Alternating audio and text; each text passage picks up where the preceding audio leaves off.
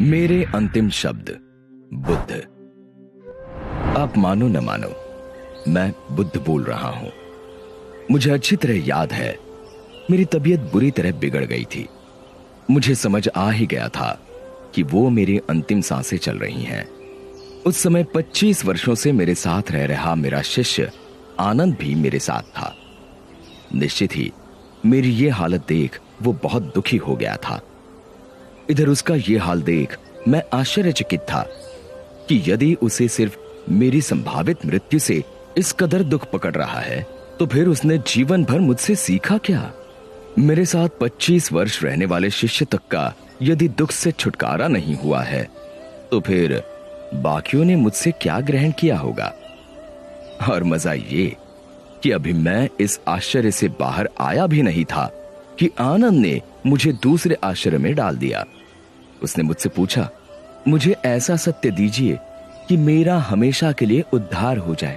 अब मैंने क्या जीवन भर असत्य कहा था, जो अंतिम वक्त कोई महान सत्य अपने प्रिय शिष्य को देकर जाता? और फिर मैं किसी को सत्य देने वाला कौन?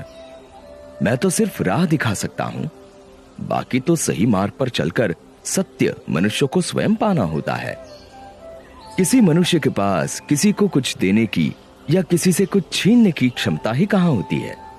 सो मैंने उससे कहा, भाई आनंद, अप्पदीपो भव, यानी अपने दीप स्वयं बनो। अब जब मैं साक्षात था तब भी मेरे अंतिम शब्द यही थे, और आज 2500 वर्ष बाद भी मैं आपसे यही कह रहा हूं कि अप्पदीपो भव, यानी अपने दिए स्वयं बनो। और सच कहूं तो ये मेरे मुख से निकले तमाम शब्दों और व्यवहारों का सार है। मैं दावे से कहता हूं कि यदि आप इसे गांठ बांध लेंगे तो आपका तत्क्षण उद्धार हो जाएगा।